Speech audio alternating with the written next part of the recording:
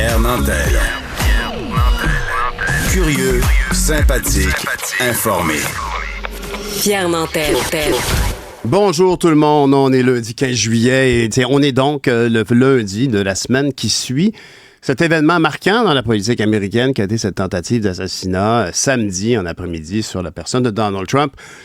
Des images bouleversantes, en tout cas, et évidemment, ce qui m'a frappé le plus, évidemment, c'est la détermination de Donald Trump qui a décidé de lever le poing droit, puis ça a été tout de suite imité. Les gens ont vu là, évidemment, un martyr, puis on comprend, honnêtement, n'importe qui fait, mon Dieu, il est déterminé, ce monsieur-là, faut reconnaître ça. Il y a des gens qui pensent que pour M. Biden, ça va peut-être lui donner une petite pause sur le questionnement de son leadership à l'intérieur du Parti démocrate, peut-être, mais je pense que ça a certainement béatifié un peu M. Trump dans son courage. Puis en tout cas, ce qui est certain, c'est que ça a motivé ses troupes. Ça, c'est certain. Et ce qui m'a frappé aussi, c'est le courage des agents de sécurité, des services de sécurité, ils appellent ça des services secrets. Comment ils se sont lancés sur lui et comment ils ont tout fait pour le protéger. Ça a été long.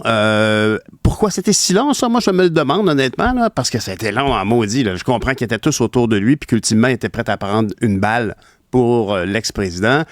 Mais ça a été très long, mais c'est surtout très courageux. Puis je ne peux pas m'empêcher de voir ici ça m'a rappelé un souvenir parce que lorsque, en 2014, il y a un monsieur qui s'est lancé au Parlement après avoir abattu le caporal Nathan Cirillo au cénotaphe, au War Memorial à Ottawa.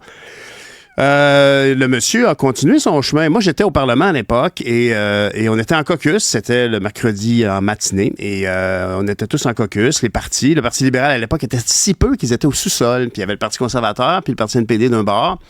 Et donc, ce monsieur, Zéab Bibeau, armé d'un fusil pris dans le chalet de quelqu'un, quelque part, c'était pas quelqu'un qui m'apparaissait vraiment comme organisé, mais il a quand même pris la vie de ce caporal qui faisait la garde en mois d'octobre, un mois avant le 11 novembre. Donc, c'était la tradition qu'il y ait toujours un soldat de garde à l'époque devant le sénateur à ce moment-là, pendant un mois de temps. Il y avait ce gars-là, il continue, il court avec son fusil, traverse les guérites de sécurité, menace un chauffeur de limousine de ministre.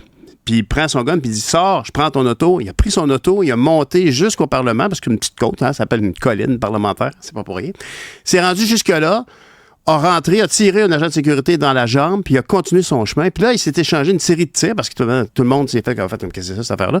Il y a eu une bonne dizaine de tirs. Et nous étions, dans un caucus, derrière une porte fermée, et parmi les balles, il y en a une qui a traversé la première porte de la salle de caucus où nous étions, puis il y avait une deuxième porte pour l'étanchéité au niveau sonore, et par miracle, et de l'autre côté, il y avait un agent de sécurité, puis c'est ça le parallèle que je fais. Ce monsieur-là, plutôt que de se cacher, il a décidé de protéger la porte pour empêcher que un agresseur, parce qu'on ne savait pas, il était peut-être tout seul, il était peut-être plusieurs, on ne savait pas, qu'un agresseur rentre dans la salle. Il s'est tenu contre la porte, puis il tenait la poignée bien fort.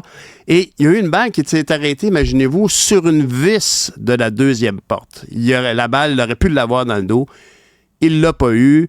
Et là, finalement, on se rappellera que ce tireur-là a été immobilisé par quelqu'un qu'on appelle le sergent d'armes à la Chambre des communes, une personne qui... En tout cas, moi, je peux dire que j'ai jamais été fort sur la monarchie. Et quand je voyais ce protocole-là du monsieur qui quittait son bureau avec la masse de la Chambre des communes sur l'épaule, puis les gens en avant de lui, puis qui portait une espèce de chapeau légendaire, de penser que cet homme-là, en bout de ligne, une fois... là, il était dans son bureau. Il n'y avait pas... Comme on était en caucus, il n'avait pas à se présenter avec la masque et le symbole royal pour permettre aux parlementaires d'échanger. Il était dans son bureau, il a entendu ça, il a entendu les coups de feu, il a débarré un petit tiroir, il a sorti un fusil.